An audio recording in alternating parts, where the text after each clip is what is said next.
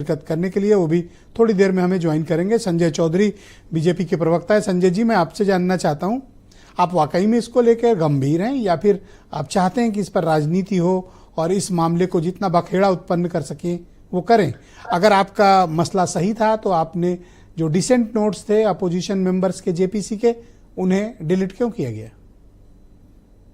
ब्रजेश भाई, जेपीसी की रिपोर्ट का निर्णय लोगों की राय के साथ एक चीज पर और आधारित होता है कि अध्यक्ष को इस बात का अधिकार होता है कि अगर अध्यक्ष के खिलाफ या समिति के खिलाफ कोई बात कही गई है तो उसे हटा दिया जाता है, उसे स्पंज किया जाता है।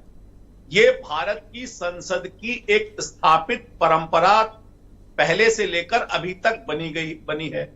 सारे के सारे लोगों की बात रखी गई है, लेकिन जो समिति के अध्यक्ष या समिति के बारे में किसी ने कोई ऐसी बात कही है, केवल उसको साइलेंट किया गया है।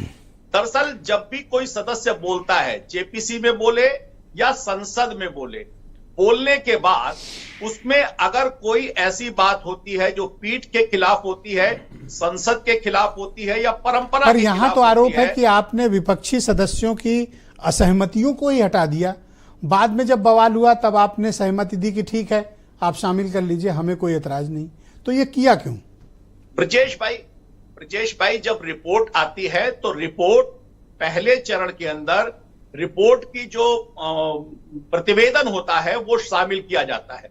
उसके एनेक्सर्स होते हैं जो उसके साथ लगे होते हैं, लेकिन वहां पर जो होम मिनिस्टर थे उन्होंने कहा कि इसके अलावा भी अगर जो कुछ कहना चाहते हैं, उनकी असहमति है तो उसे भी आप स्वीकार सत्ता पक्ष के तो सांसदों का एनेक्सर ले रहे हैं, उनकी बातें भी सम्मिलित कर रहे हैं, लेकिन जो अपोजिशन के मेंबर जेपीसी में हैं उनकी बात नहीं शामिल कर रहे हैं। तो ये कौन सा एनेक्सर हुआ?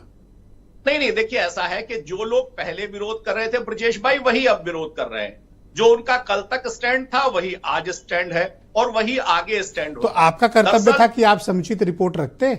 अभी तो वोटिंग वगैरह भी इस पे होगी, बहुत चीजें स्पष्ट होंगी, आपने काट छांट क्यों की? नहीं ब्रजेश भाई, अगर आपकी डिबेट में बैठकर मैं कोई ऐसी बात कहूं जो आपके चैनल के खिलाफ हो, जो भारत समाचार के खिलाफ अभी मैं बोलना शुरू करूं, तो आप उसे कट करेंगे कि नहीं करेंगे? अगर मैं भारत के संविधान के खिलाफ कोई बात कहने लग जाऊं तो आप उसे कट करेंगे कि नहीं करेंगे? क्या जो मेंबर ऑफ पार्लियामेंट हैं वो भारत के खिलाफ बोल रहे थे?